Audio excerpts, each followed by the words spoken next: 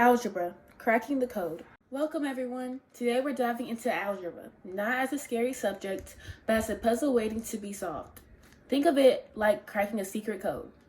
Just like a puzzle, algebraic equations are made up of different parts.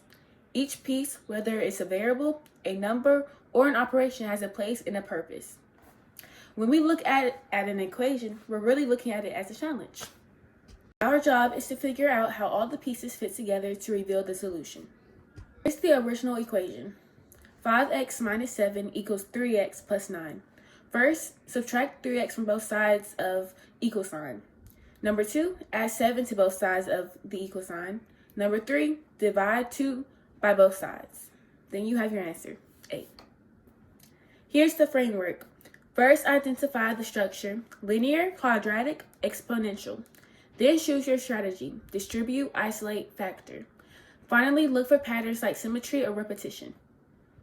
Each step brings us closer to cracking the code. Let's try one together. Watch how we break it down step by step, just like solving a puzzle. The equation 5x minus 7 equals 3x plus 9 is a linear equation.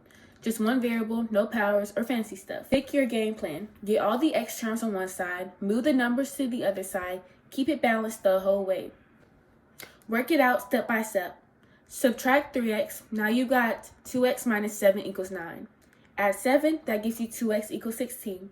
Divide by 2, and then you got x equals 8. Double check your work, plug it back in to make sure both sides match. If they do, you nailed it. It's not always easy, especially when you're just starting out. But with practice, you'll begin to see patterns and feel confident solving even the trickiest problems. Thanks for joining me. Remember, algebra is just a puzzle, and you've got the tools to solve it. Stay curious.